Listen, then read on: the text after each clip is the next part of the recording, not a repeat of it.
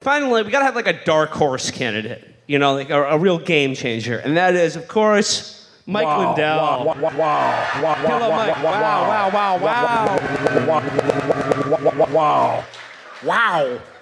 Wow! I looked at all the packets. Mike Lindell, the pro here is that I don't know what it is about this guy, but he seems, how should I put this? He seems infused with an almost supernatural energy. He never gets tired. He doesn't even need to sleep. Amazing. 96 straight hours. How does he do it? And you know, when you're on the campaign trail, that is a huge, huge fucking boon. Huge boon. Yeah. If you want to get votes in swing states, the key is having deep, intense conversations with them about how much you respect them and how you want to open a restaurant with them. Mike Lindell, I think, would do a really good job campaigning in places like New Hampshire and Iowa, staying late, you know, to the close of bars, maybe even pursuing a line of questions with the one guy in the bar who's wearing a Davucci leather jacket, and where he may be able to get something you weren't able to bring on a plane. Lindell is, you know, no one here has swag levels like Trump. Lindell, he is the Omicron of swag. That's true. Most people, you know, their swag is, it's arithmetic. Like Josh Holloway, it's 0 and it's always been 0. Lindell's is geometric. It builds on itself. And, you know, in a long enough timeline, he could have more swag than Donald Trump. It's possible. I mean, he is the next iteration.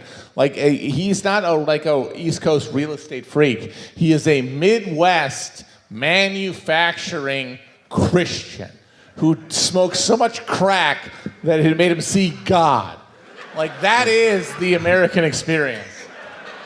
Yes, and he's not like, it's not like a Michael Bloomberg thing where it's like, oh, you know, I can either stop somebody or this is like the next thing I buy.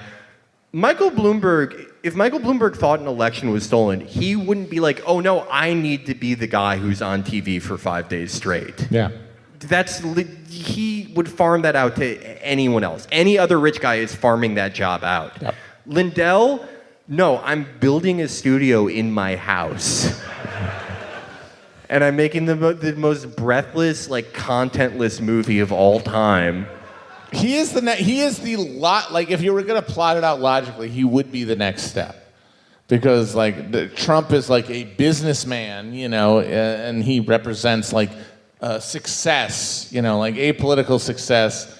But in that, like, New York real estate thing that is, like, genuinely sort of alien to middle America, and the thing that makes him relatable to them is just that he's famous and he's on TV. And then you got Lindell, like, he's the real thing. He's the true steal. Midwestern crackhead turned businessman. He should be the next thing. Like, literally the thing that stops him, and the reason that I don't think he's going to be the next president, is just that he is literally too stupid to do the basic stuff to make it through, like, jump through the hoops to become president.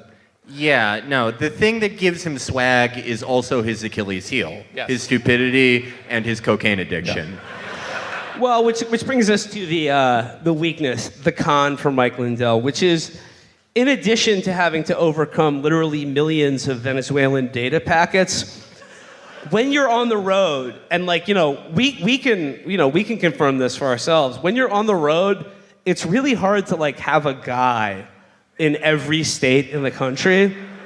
But if there's one person who can do it, I think it's Mike Lindell.